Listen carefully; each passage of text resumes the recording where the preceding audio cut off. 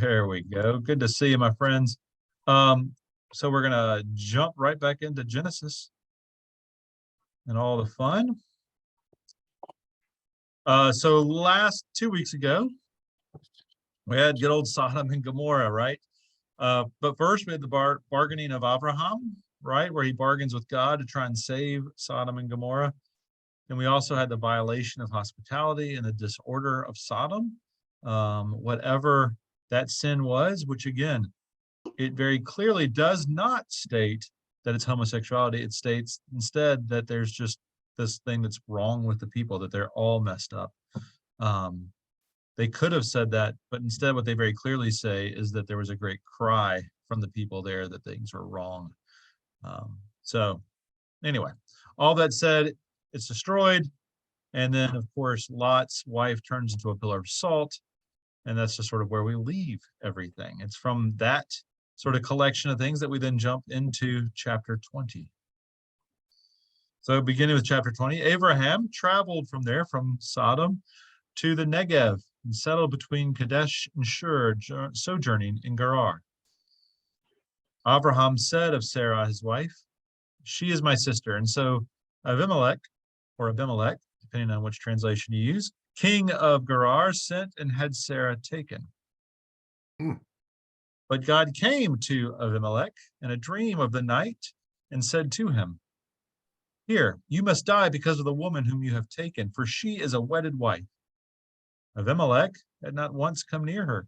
He said, "My lord, would you kill a nation though it be innocent? Did he not say to me, 'She is my sister'? And also she said, 'He is my brother.' With a whole heart and with clean hands have I done this." God said to him in the dream, "I also know that it was with a whole heart that you did this. And so I also held you back from being at fault against me. Therefore I did not let you touch her. But now return the man's wife. Indeed, he is a prophet. He can intercede for you and live. But if you do not return her, know that you must die. Yes, die, you and all that is yours." Early in the morning, Abimelech called all his servants. He spoke all these words in their ears, and then all the men became exceedingly afraid. Then Abimelech had Abraham called and said to him, "Why have you done that? What have you done to us? In what did I fail you, that you have brought me and my kingdom into such great fault? Deeds which are not to be done, you have done to me." And Abimelech said to Abraham, "What did you foresee that you did this thing?" Now Abraham said, "Indeed, I said to myself, surely there is no awe of God in this place.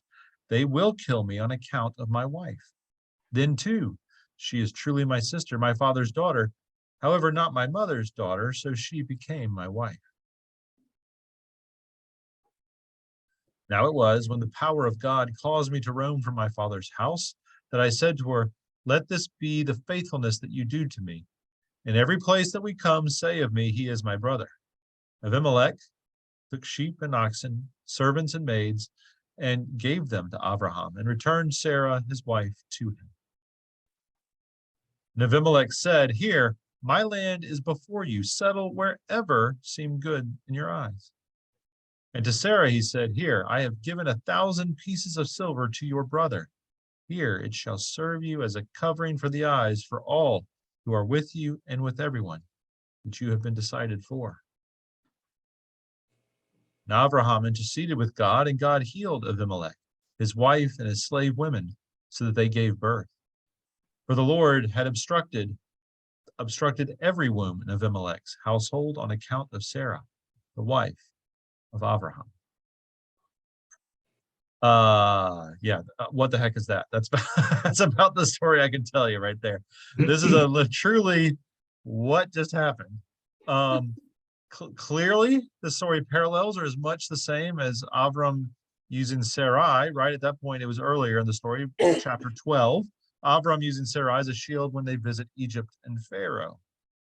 And once again, Sarah claims to be a sister.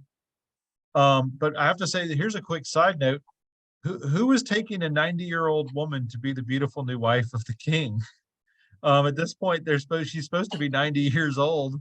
And it's sort They of must have been, they must have counted time differently than we did. it's a different kind of conversation and world, to say the least. Well, I have a question. Did it say that Abraham and Sarah had the same father? Well, that's what he claimed, Or but they, nowhere else does then the they text are, say that.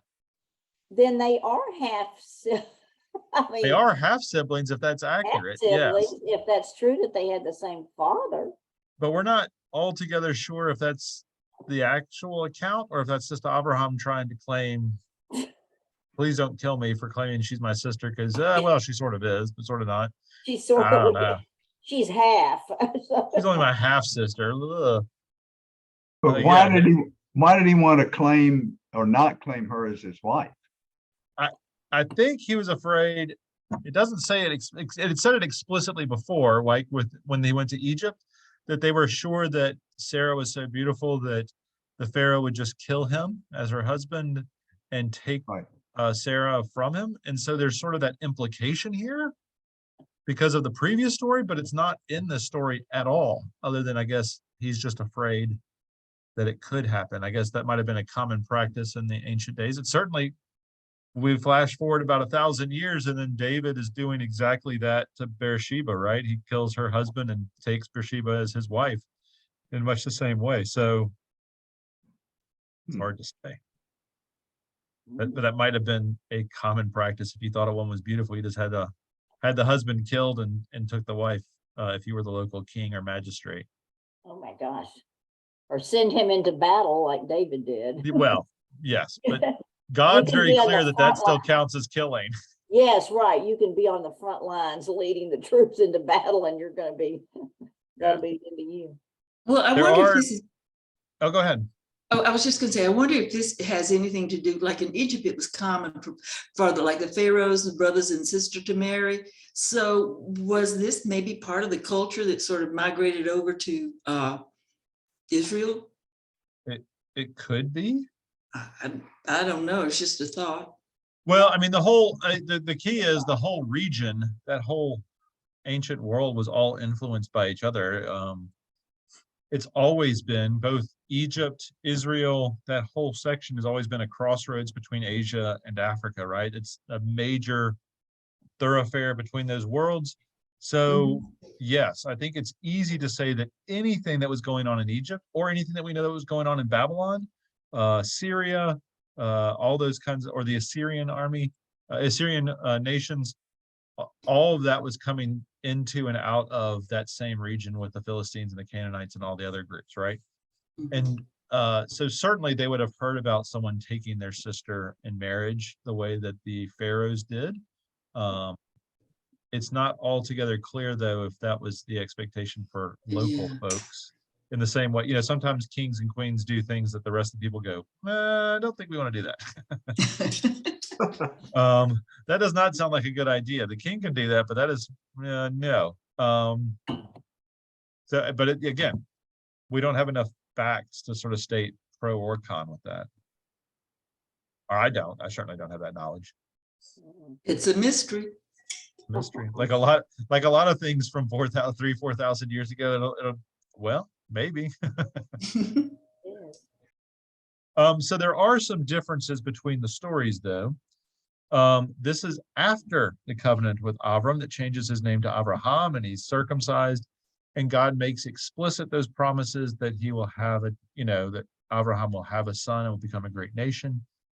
He had said it before, but there wasn't the covenant. They had, divided the animals. He hadn't had that vision and the name change and all that kind of stuff. So you could argue that on this side, perhaps Abraham should have greater faith because God has made it clear that he's going to provide for him. Doesn't seem to matter to Abraham. Yet, here's the fascinating thing. Abimelech talks freely with the God of Abraham without any intercessor, right? So you would expect, if this was just a story without the names, that the person talking to God about this would have been Abraham, not the king who had taken his wife, right? And so you have this fascinating sequence of God talking very, very freely with Abimelech, right? Not through a priest, not through a prophet, not through Abraham, but just directly in a dream with him. And so what happens in that moment, he is placed on trial by God, and he is found innocent because, of course, the man didn't do anything knowingly wrong. Which is it's a fascinating interchange because it doesn't need, Abraham is not required for that conversation. Abraham is not even part of the conversation. And so it's a fascinating sort of sequence that happens separately. Brueggemann has this great quote: Abraham's excuses for himself are feeble and unconvincing.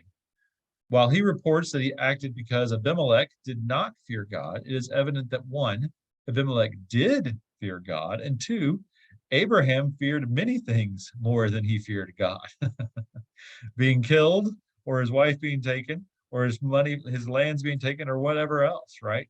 That he wasn't afraid of God punishing him, but he was afraid of being punished by Abimelech. So it is an interesting reversal of what we would expect to be in this conversation.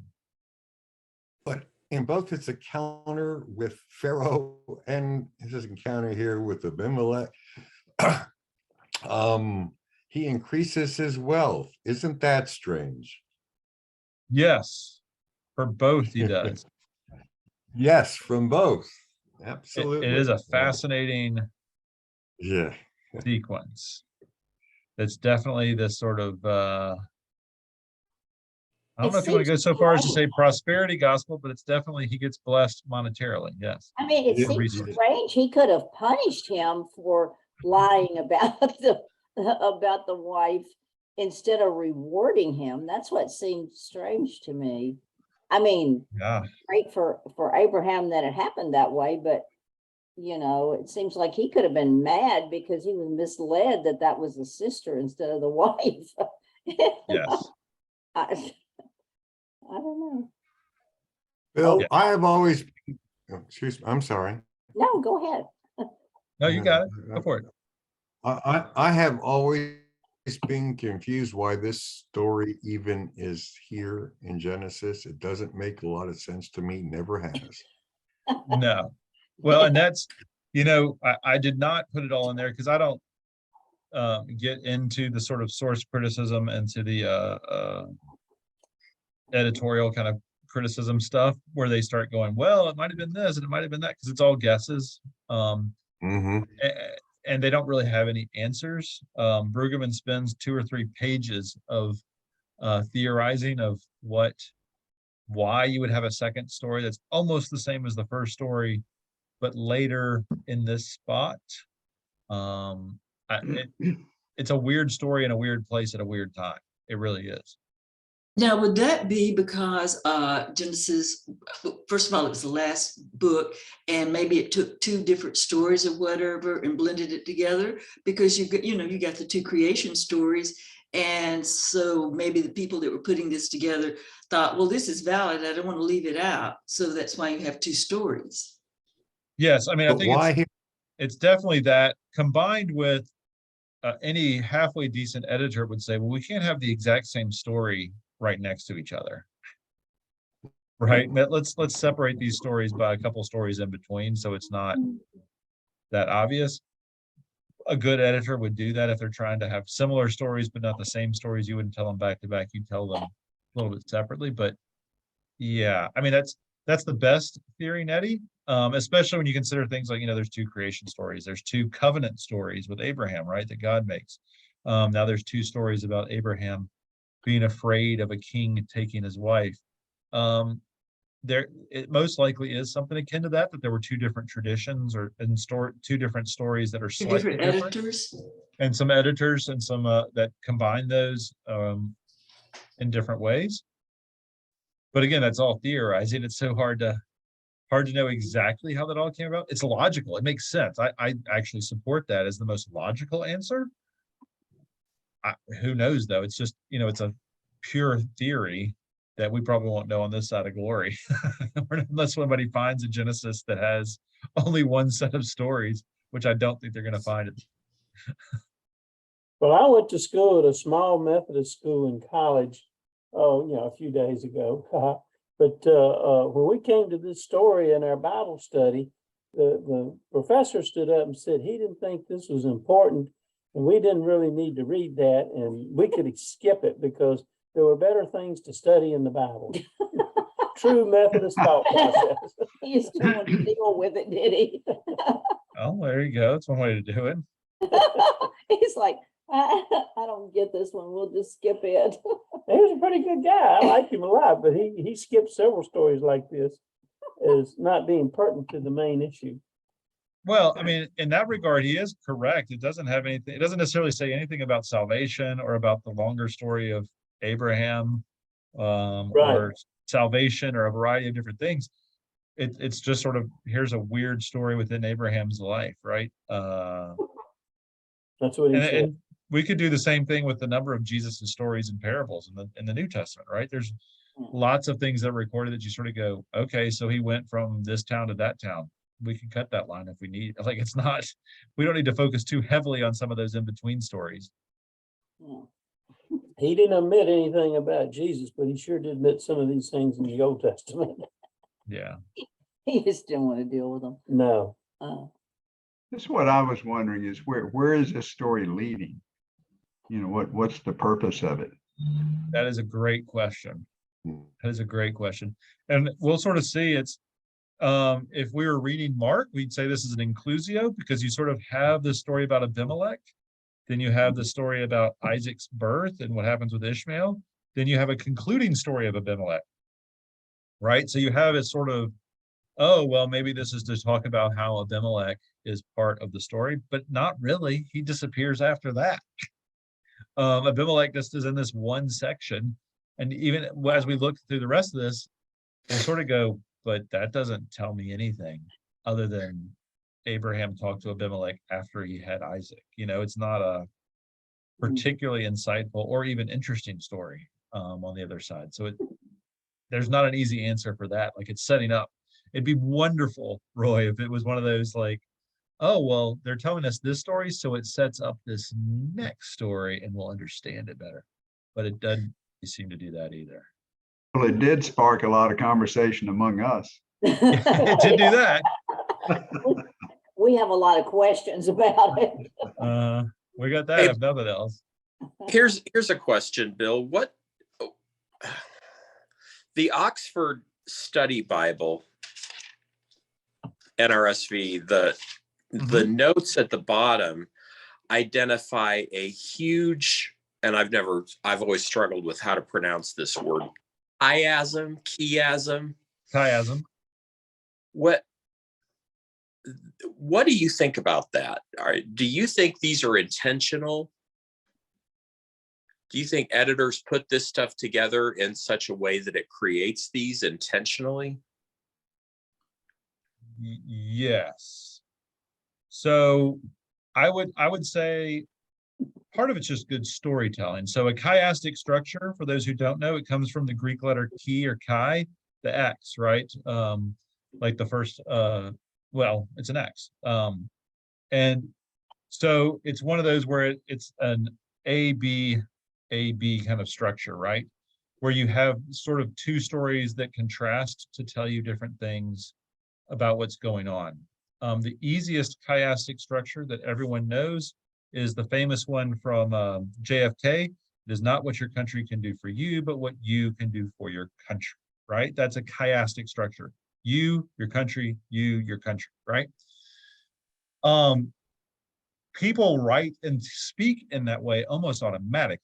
So I don't know that while we can analyze it and talk about chiastic structures in a wonderful literary sense, and I love doing that analysis, I think sometimes it's just the way people write and do things is to compare different things and put them next to each other so that we can understand stuff more deeply, right?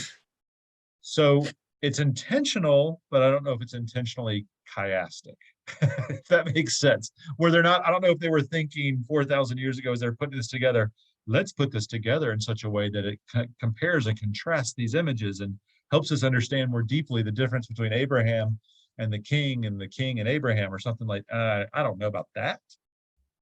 as much as it's just a more interesting story sometimes when we tell it in this pattern and in this way. Does that make sense? Y'all, Bill was talking about A, B, A, or like even A, B, C, B, Yeah. A. This one goes all the way to F. Yeah. That Yeah, this one's a they've complex one for sure. that they've scraped together chapters 11 through 22 Mhm. and are setting it all, and once you read their notes and the outline, it's like, oh, aha, yes, those all of those similarities do exist, and they Right. sort of wind and unwind in an intentional order. It's always fascinated me. Yes. I mean, I do think, again, especially if you have this idea, and I agree with it, like I said, that there's an editor at work for Genesis who is trying to take a bunch of different ideas and put them together, then I do think it makes sense that they arranged it in a way, like I was saying, like here's the story of Abimelech, and you don't put it next to the story of Pharaoh, but you put some stuff in between it so that it informs, by just putting it in a certain order, it informs things differently, right? The same way a good storyteller seems to sometimes go off on a tangent, but when they come back, you go, oh, that wasn't a tangent. That actually mattered to the story, but it just seemed like a tangent. Sometimes when you're telling a story, though, and when you're putting stories together, if they had put it in a different order, then it would have been a tangent. Right? Is basically how this sort of idea works. Is, well, the story about Pharaoh seems like a sort of tangent. This Abimelech story seems like a tangent, but now that they're both in there, they seem to inform each other, and they seem to be talking about something else that's going on deeper about Abraham's developing relationship with God. Oh, well, now it means something, right? Because of the way it's been structured and the way it's been put in there. Taken completely by themselves as two stories, you just sort of shrug your shoulders and go, what the heck is that about? But you can find meaning sometimes when it's compared with other stories, or when you have those sort of stories of Abraham's covenant with God, and well, what does it mean that that covenant did not seem to impact his fear of kings? What does that mean, right? And so it does beg those questions. Almost to Roy's point, the storytelling, because of the way it's been put together, forces us to ask questions without answering those questions, or without even providing answers for those questions.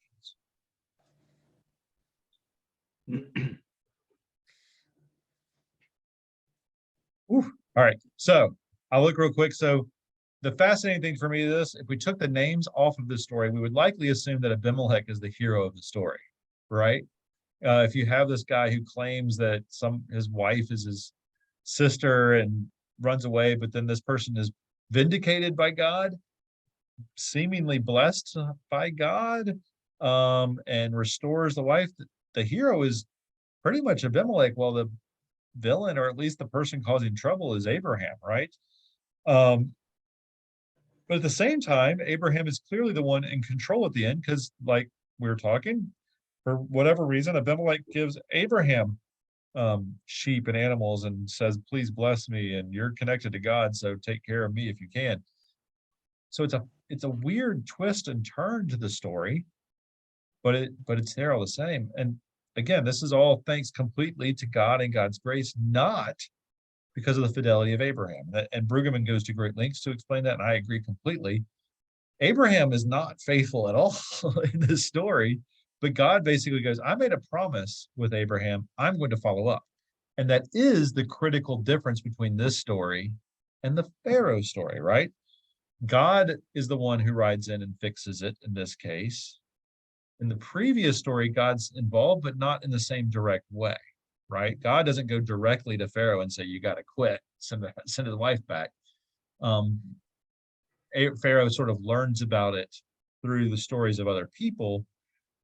And so it's now, maybe it's not as much about Abraham as it is about God's fidelity to the promise as it is Abraham's lack of fidelity to the covenant and promise. Right? But who knows? Could also just be reaching, and it's just a really weird story. Both could be the case. Regardless, it's not a good look for Abraham. And how on earth, this is the thing that I find fascinating. Every time I read Genesis, Abraham's always this great exemplar of our faith. Father Abraham, he's the guy who set us all up. But wow, how can you say he's an exemplar of faith when almost every story is him failing totally when he's actually tested, right? When there's an actual, like, you have to do this.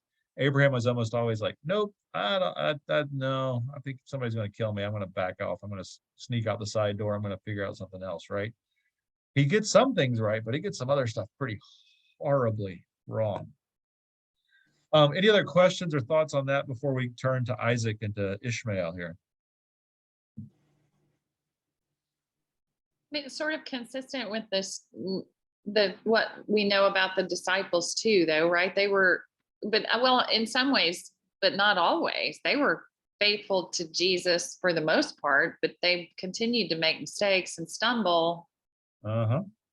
On the faith line, maybe there's a big difference though, because Abraham just every time he gets an opportunity, it seems like he's demonstrating a lack of faith. He's dropping the ball a lot, for sure. But no, I mean, I think it's fair to, if you're to compare him to the disciples are every bit as flawed as human beings as we all are, right? We don't get it right every day, all the time, for sure. Which is the beauty of the story. If there's any beauty I can find in this, it just continues to demonstrate how very human Abraham is. Mm-hmm.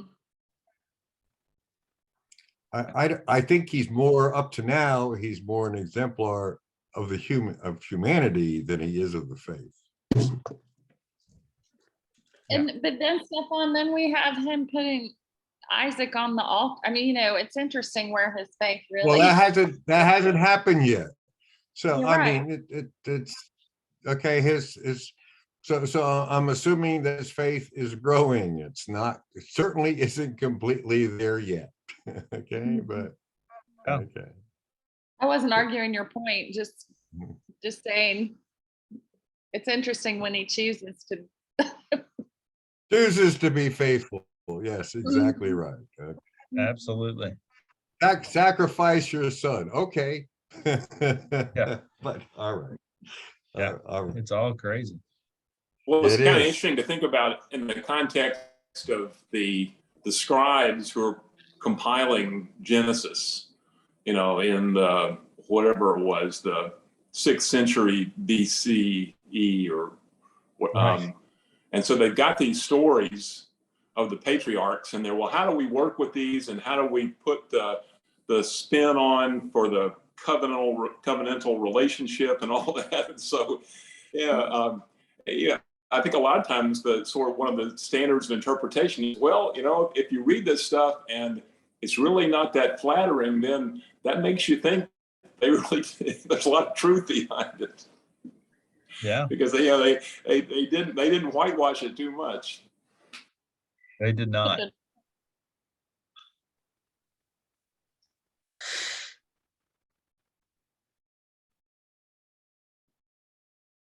All right, well, we will press on because there's more unfavorable looks for good old Sarah and Abraham here. So now the Lord took account of Sarah as he had said, and the Lord dealt with Sarah as he had spoken. Sarah became pregnant and bore Abraham a son in his old age, at the set time which God had spoken to him. And Abraham called the name of his son, who was born to him, whom Sarah bore to him, Yitzhak, or Isaac. He laughs. And Abraham circumcised Yitzhak, his son, at 8 days old, as God had commanded him. And Abraham was 100 years old when Yitzhak, his son, was born to him. Now Sarah said, God has made laughter for me. All who hear of it will laugh for me. And she said, who would have declared to Abraham, Sarah will nurse sons? Well, I have borne him a son in his old age. And the child grew and was weaned, and Abraham made a great drinking feast on the day that Yitzhak was weaned. So the promise of God is fulfilled in the birth of Isaac. There's much laughter and joy for this child of promise, right? Rabbi Jack Moline, and for those who were in my class, or who did the class with Temple Sinai, I don't give the answer to this, but Jack Moline taught my class, Midrash class, which we've talked about a little in here, right? The stories that Jewish communities tell to try and explain stories at Virginia Seminary, but he helped explain that. And he noted the simple thing: if you ask a doctor, tell me about a child born very late in life to older parents who needs constant support and care, what would that child be? Anybody want to take a guess? Imagine a child born, I don't know, to a parent in their mid to late 40s, maybe even 50s, The unexpected child would be child. loved. Well, the child would certainly be loved. I mean, they would be so happy Uh-huh. that at this point in time that they had a child, and it would be greatly loved and probably spoiled. That's what I was gonna say, spoiled. I've had friends who were the only child born late in life when they were not able to have a child. And that one was carried around on a pillow. It On a was- pillow and a pedestal. Yep. Yeah, it was just, Spoiled rotten. yeah, because they were so grateful to have a child when they thought they couldn't. Yeah. Well, So that's I heard certainly the true. answer at the Temple Sinai session. So Yes. So Jack theorized, purely from a genetics standpoint, most likely the child would be Down syndrome, Oh, Oh, right? Or would have a variety of special needs. Children born typically to parents late in life or have a much higher birth defect disposition, right? Would have that's a true. variety of issues. Well, miss that. And so here's Jack's notes, and this is true, right? And I had the conversation with Ron he had not heard this story either. But Ron and I were comparing notes, the rabbi over at Sinai, and he was saying, yeah, because Abraham, if you really note the story after this, Abraham sends a servant to get a wife for Isaac from the well because they can't send Isaac by himself. Rebecca, his wife, is the character who takes care of the family, raises the boys, arranges all the finances. She is in charge, literally, of the rest of the story. Isaac just sort of disappears. Isaac's easily confused by his sons Jacob and Esau, right? They trick him, they pull things over on him. And so to a certain degree, the story actually almost makes more sense if he doesn't necessarily have to be Down syndrome, but if he had a little bit of a learning disability or was not 100%, wow. otherwise. Doesn't mean that he is or he isn't. It's just Jack Moline notes that sort of, if we were having that conversation in a modern context, it would be something that we would easily start to note and go, yeah, probably so. This is something that doctors would immediately go like, well, considering all these parts of the story, yeah, he had a learning disability or perhaps was Down syndrome or had a variety of other issues, right? Hmm. And on this, we'll build a nation. Yeah. But Jack Moline also notes, but Isaac is still beloved. He is still the child of the promise. He is still the child of laughter, despite all of that, right? It doesn't matter. Even if he is Down syndrome, he is a beloved character. Mhm. It is not at any point let's get rid of that guy or, oh, this is a mess or he's wrong. He is still beloved. It's just a note that Makes there's the a story. difference. I never given this any thought, but I think it makes the story more profound. Wow. It does, doesn't it? In a lot of ways. Yes, it does. It also actually makes it, adds to the story. It doesn't diminish it. It embellishes it. It makes it so much better. Yeah. absolutely. Well, and that's the best midrash does that. Helps you maybe enter into the story and listen to it differently. It Mhm. also explains the peak to next week, why Isaac would so readily walk with his dad up a mountain and sit on a bunch of wood. Mhm. This Why story, he would be so trusting, right? Gotcha. can you see this? Son of Laughter by. Yeah.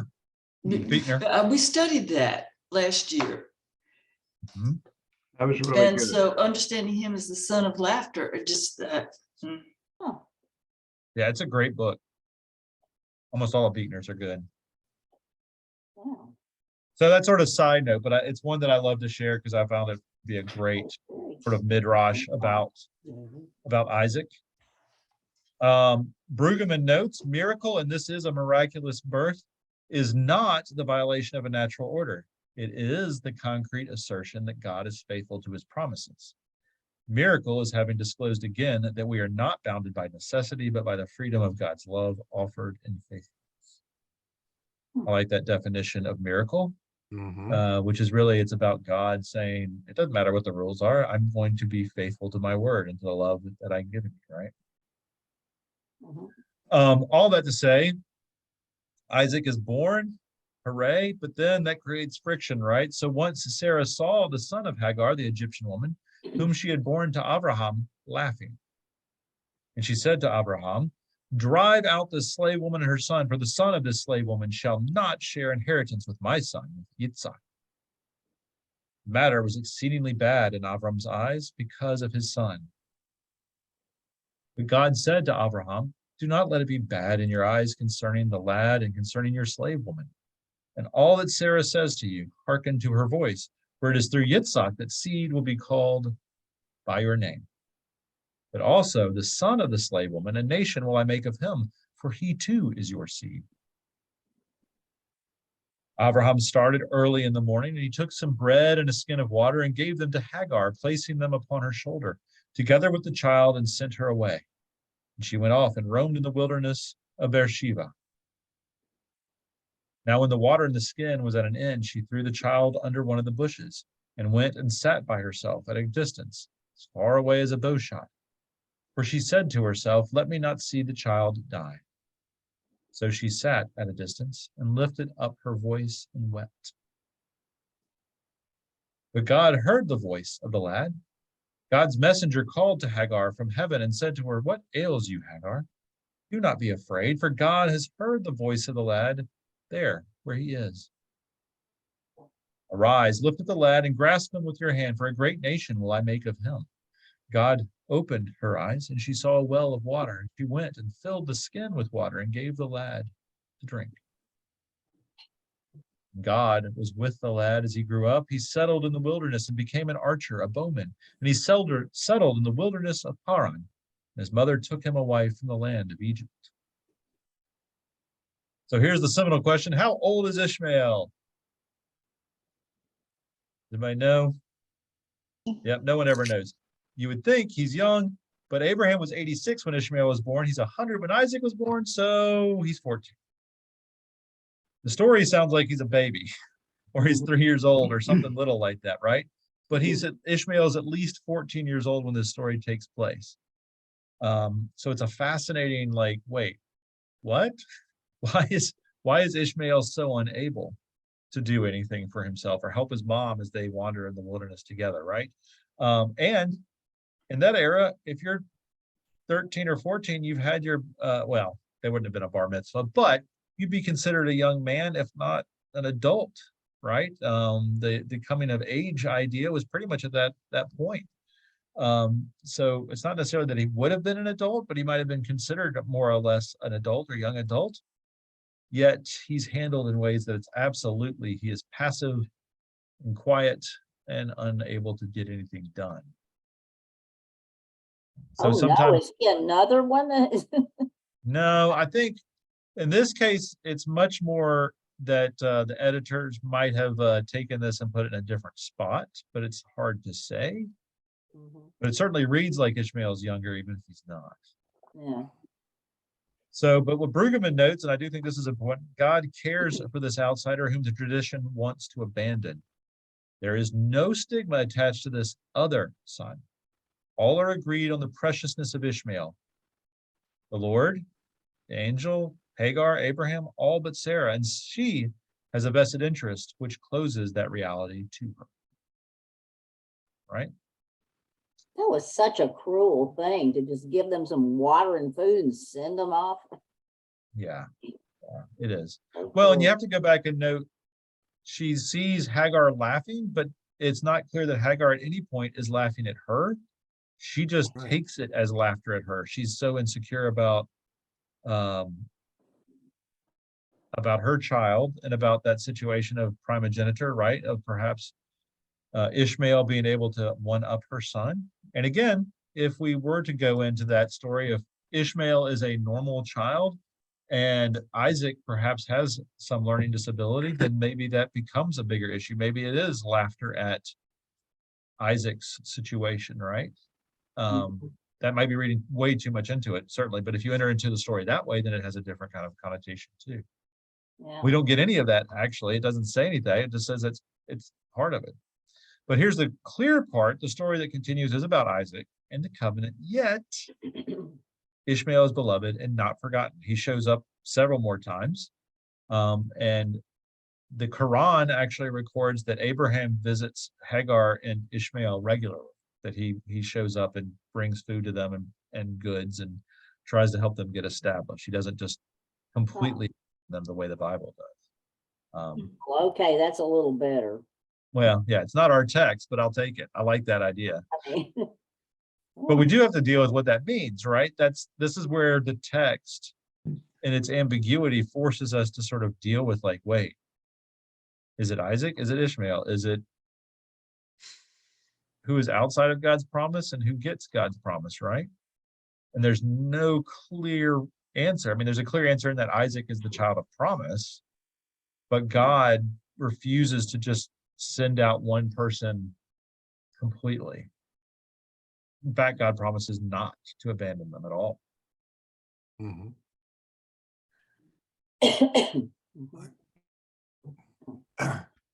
This part of the story has always disturbed me too, Bill.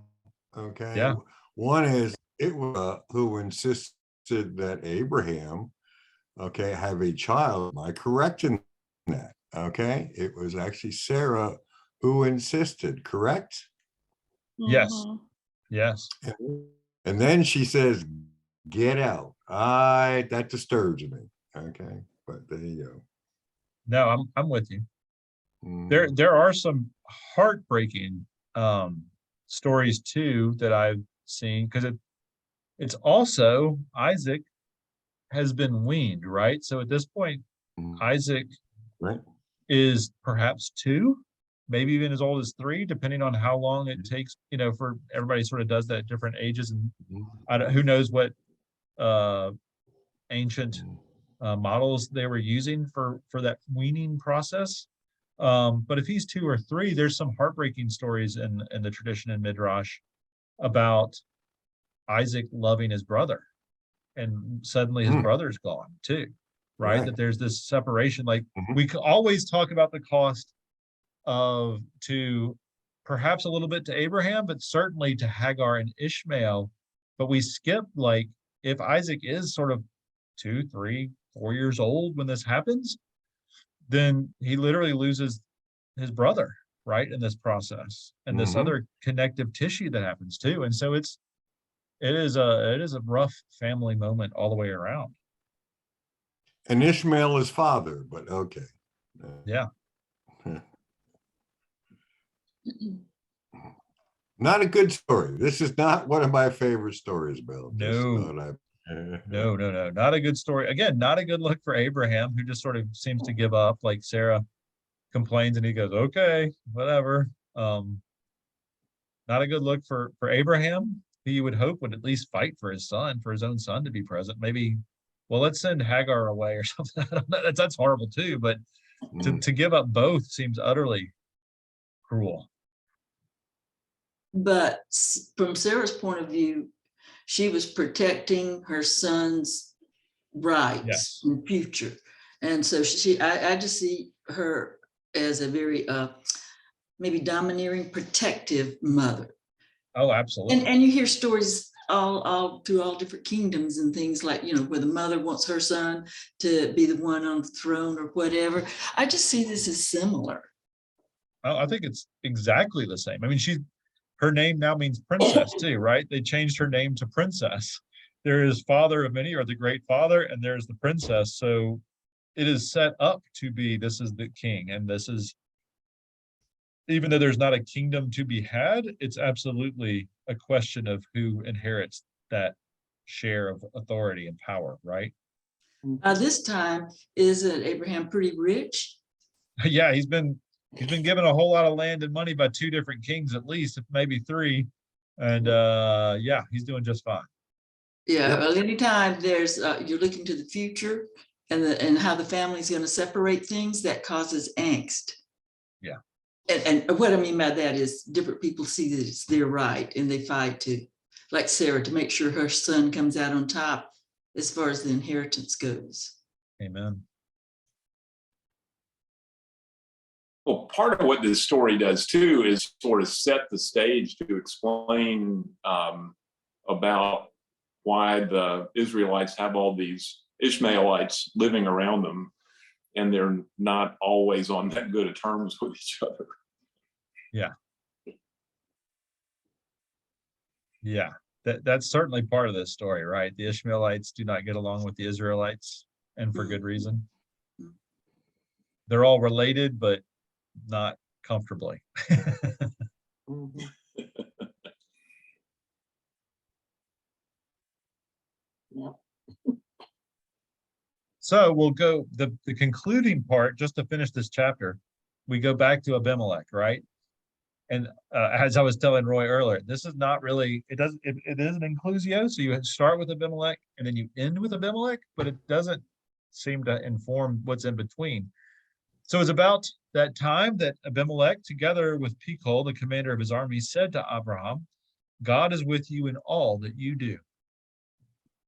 So now swear to me here by God, if you should ever deal falsely with me, with my progeny and my prosperity, well, rather faithfully as I have dealt with you, deal with me and with the land in which you have sojourned. And Abraham said, I so swear. But Abraham rebuked Abimelech because of a well of water that Abimelech's servants had seized. And Abimelech said, I do not know who did this, nor have you ever told me, nor have I heard of it apart from today. So Abraham took sheep and oxen and gave them to Abimelech. And the two of them cut a covenant. And then Abraham set 7 ewe lambs of the flock aside. Abimelech said to Abraham, what mean these 7 ewe lambs that you have set aside? He said, indeed, these 7 ewe lambs you should take from my hand, so that they may be a witness for me that I dug this well. Therefore, that place was called Beersheba, well of the 7 swearing. There the two of them swore. Thus they cut a covenant in Beersheba. And then Abimelech and Pichol, the commander of his army, arose and returned to the land of the Philistines. Now he planted a tamarisk in Beersheba, and there he called out the name, the Lord God of the ages. And Abraham sojourned in the land of the Philistines for many days. So we conclude with Abimelech, which is more than a little odd because the story returns to a strange debate as of the family drama. Literally, Isaac is bored, they kick out Ishmael, and then it's like, oh yeah, back to the regular story with Abimelech, which is just a sort of covenant. He makes a deal with what we discover is the king of the Philistines, an ancient enemy of Israel. It's just weird. It's just a sort of But little tale. the Philistines didn't live there at that time. Right. This is definitely a different they era. didn't really show up. I mean, For another until 500,000 several years. hundred years later. Yeah. Yeah. So anything on Abimelech? We'll come back to Isaac and Ishmael, but anything on Abimelech and his little side story here of making a covenant deal with Abraham? He sure was agreeable. He was certainly the good guy in the story, wasn't he? Abimelech is a prince of a guy, to say the least. And also seems to be a believer. Am I correct in that? I would say so. Well, I mean, if you were to look at his name, Melech is king, and Avi or Abi is father. So father king, king father, is sort of his name in Hebrew at least. And you have to wonder if this is just sort of a prototypical, like, this is a good king, this is a good guy kind of person. But yeah, I don't know. I mean, he's definitely a believer. He certainly believes in that Abraham is a prophet of God. And he seems to believe in Abraham's God on some level, if not completely. Abraham's God speaks with him, right? They have a conversation. They had a chat, so it sure seemed to work. I'm just saying. Oh, you're right. Okay. You're 100% right. Cool. All right, so we'll go back to Isaac and Ishmael real quick. So this is the one thing we have to name. Christians look on the story of Ishmael and Isaac and the story of Esau and Jacob. And they note that the younger son is favored, not if favored, is favored in those stories, right? Whether you're talking about Esau and Jacob, if you're talking, even sometimes they'll look at Cain and Abel. Abel is the younger, right? And God favors Abel, even though Cain is firstborn. And you have this idea that the firstborn child, primogeniture, does not matter to God. It's the younger son, which is totally opposite of not just the ancient world, but even into the modern world, right? Primogeniture has got a strong hold on the way people view the world. So lots of Christian scholars have noted that. And then they say, hey, Christians are the younger child of Judaism, and therefore we are favored. Oh, stop. I'm just telling you, I'm just telling you what Stop. theology. Stop. There you go. The Christians are. Okay. We are All Isaac right. to Judaism's Israel, or Jacob to Judaism's Esau, right? That's Oh my God. this is Get out of here. Just get out of here. Stop. Yeah, we can tell that Stefan's really buying Stop. into this one. Stefan is into this story. Yes. Yeah, Ready for this one. absolutely. Oh my God. I agree, Stefan. I actually agree. I think it's dumb.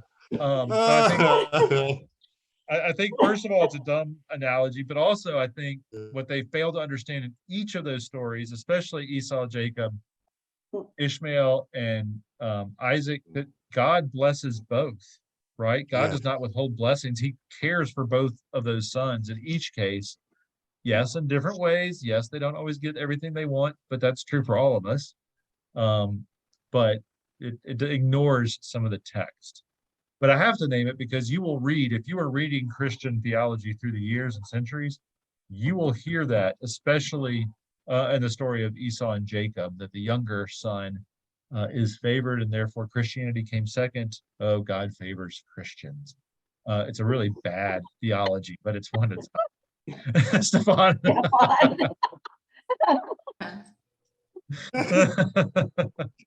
What about the Muslims? Well, that's just the thing. They came even more recently. Huh? Very good, Lynn. Very good. Yeah, they're the youngest, aren't they? Yeah. Uh-huh. Uh-huh. Yeah. Yep. What do we do with Muslims? Or what would the Latter-day Saints say, right? They probably came after the Muslims on some level, right? No. So there's always somebody new on the block. Yeah, gotcha. It's not, again, I just bring it up because you will hear it said, but I do not understand that to be accurate or a good reading of either style of any of those stories. But it is one that we just have to, there's times when we have to go, well, this is what people told, the stories people told, it's not a good story. Oh my gosh. All right. Next week, we'll look at chapter 22. Oh, the binding of Isaac. Talk about a story that no one ever likes. Certainly I don't like. On earth. Now it's doing new share. I don't need that. So that's there you go. There's our week. So anything else? Well, like I said, next week we'll look at the binding of Isaac, the sacrifice of Isaac, whichever way you want to talk about it, but that's a much harder story with both in terms of faith and God, right? Like what does that mean? And how do we deal with those stories? Because they are tough tale. Well, this was an interesting discussion.